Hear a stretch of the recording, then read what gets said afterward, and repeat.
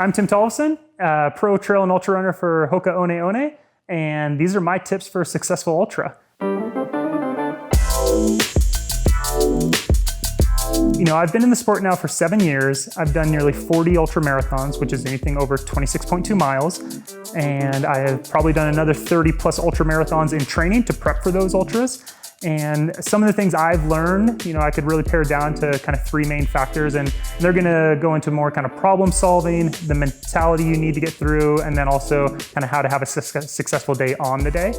I think it's important for anyone getting into the sport that has, a lot of just excitement or eagerness, is to link up with a mentor or a coach to help guide your actual day-to-day preparation. I think you can help avoid a lot of the common pitfalls or possibly injury risks. So linking up with more of a professional, I think, is really important. Just give yourself success. But once you're lining up and you're getting close to race day, I think one thing you should really be prepared for is, be a problem solver.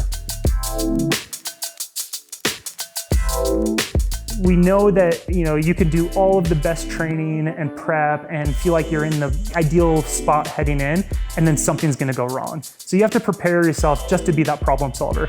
Expect the unexpected, know that something's gonna come up. You may have never had stomach issues and you suddenly have stomach issues. You've never had a blister and then suddenly you have the worst blister ever seen to mankind. I think you just need to kind of triage those problems, have your crew or support system ready to help troubleshoot those things with you and not let it rattle you. So when something happens, keep calm, take a breath, think about what can you fix in that moment, and then keep going. It's often that those little pebbles in your shoe, as you could say, become a huge issue and derail someone's race, where they may give up before they even have an opportunity to get to the end.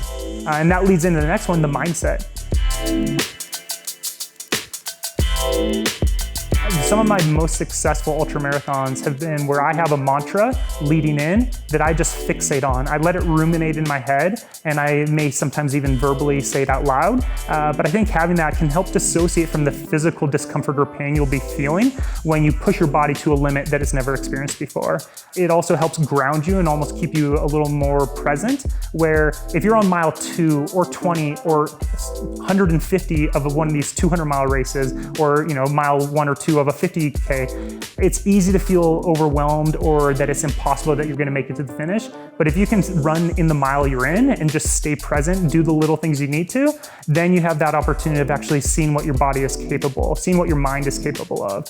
So I always tell people, give yourself a chance. You might be in kind of the worst physical or mental state, but if you drop out, it's guaranteed that you're gonna probably feel bad about that later and wish that you had given yourself a chance. But if you actually keep moving forward, even if it's slowly, you can walk, you can crawl. Sometimes things turn around. So I've used the mantra, things are gonna get worse before they get better. And I've had that where I feel awful halfway through or 75% of the way through an ultra. And then somehow I find my stride in the final couple miles. And had I dropped out, I would have never known that. Now, I think it is important though also to kind of delineate between quitting and dropping out. I'm okay with dropping out. I'm not one of those, I'm gonna hurt myself as opposed to DNFing or not finishing. I think there are a lot of reasons why you might not finish. If it's at the expense of your own safety, friends or family or something else, I think it's appropriate to pull the plug. But I think there's a difference between dropping out because of a legitimate reason and then just quitting.